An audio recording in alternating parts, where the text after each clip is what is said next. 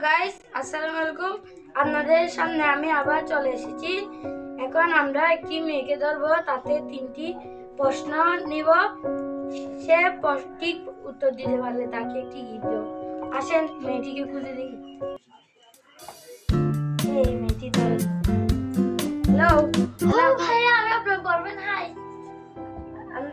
আপনাদের তিনটি প্রশ্ন দিতে পারি? বলেন। আপনার নাম কি? আকলিমা জান্নাত। আপনি কোন ক্লাসে পড়েন? ক্লাস 5-এ। আপনার বয়স কত? 11। আমি লাস্ট কোশ্চেনটা করবো, হাবা না বলতে পারবে না কিছু। আচ্ছা, বলেন।